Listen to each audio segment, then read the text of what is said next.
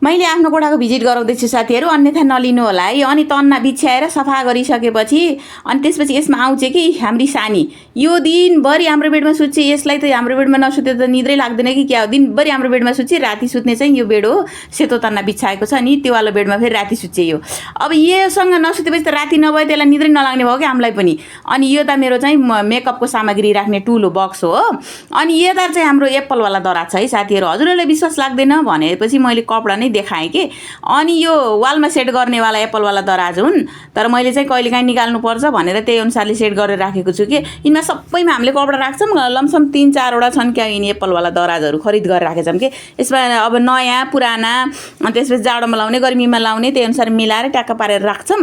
अनि हजुरहरूलाई कस्तो लाग्यो यो हाम्रो एप्पलवाला दराज कमेन्ट गर्नु होला है। अनि दराज सराज यताउता मिलाएर त राख्नु पऱ्यो नि त, ढाकढुक परेर है।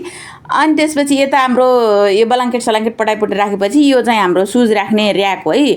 अनि त्यसपछि यो हाम्रो काँसको भाँडा राख्ने सोकेस हो। अनि त्यसपछि यो हाम्रो पर्फ्युम राख्ने ऱ्याक हो। अनि यस्तै छ साथीहरू हाम्रो रुम हैन। हजुरहरूलाई कस्तो लाग्यो कमेन्ट गर्नु होला। अनि त्यसपछि हजुरले सल्लाह सुझाव पनि दिनु होला है। अनि बाँकी अर्को भिडियोमा भेटौँला, बाई बाई।